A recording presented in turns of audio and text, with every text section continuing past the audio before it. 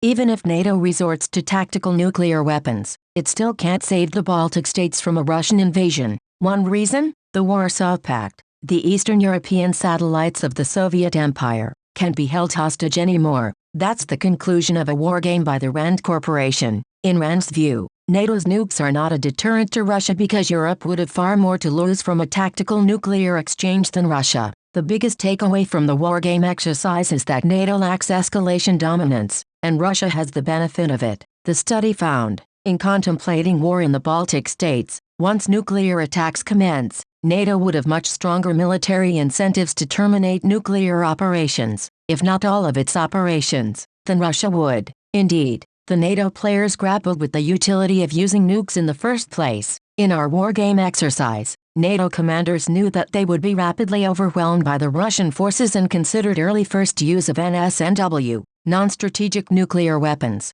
to prevent that outcome, noted the report. But, the commanders wondered, what would NATO target? Russian forces would likely conduct a well-dispersed, fast-moving advance into the Baltic states, which would mean NATO tactical nuclear weapons wouldn't hit concentrated troop formations, but would instead land on the civilian populations the alliance is supposed to be defending. Or, they could attack Russian units forming up in Russia, which would risk a strategic nuclear exchange. The NATO players ultimately chose to send a signal to Russia by dropping 5 tactical nukes on a Russian mobile air defense missile battery just inside the Latvian border. Unfortunately, the wargame estimated that the most likely Russian response would be a tit-for-tat that dropped tactical nuclear weapons on 5 NATO air bases. NATO's infrastructure is vulnerable, and damage to it caused by even limited numbers of nuclear attacks can substantially degrade NATO's military capabilities. Meanwhile, Russia is able to withstand comparable levels of nuclear strikes against its forces. The study focused on whether non-strategic nuclear weapons, or NSNW,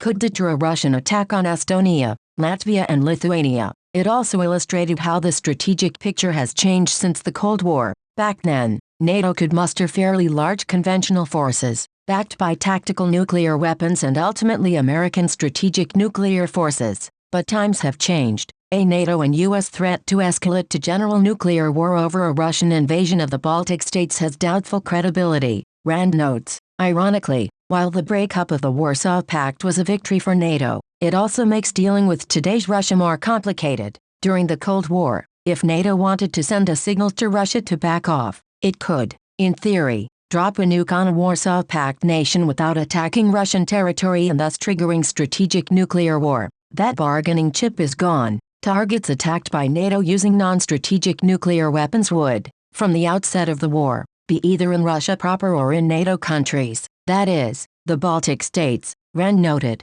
during the Cold War, NATO could, if it chose, conduct limited nuclear attacks against lucrative military targets in Warsaw Pact countries other than Russia throughout the conflict. Ultimately, NATO will need to muster sufficient conventional forces because tactical nuclear weapons are not a credible deterrent. RAND concluded, even if it chose not to escalate to general war or conduct a wider attack on targets throughout Europe, Russia could continue limited attacks on lucrative NATO military targets. The problem, then, is that NATO lacks the conventional forces required to slow or stop the rapid Russian advance. NSNW forces alone cannot substitute for NATO's lack of those conventional forces.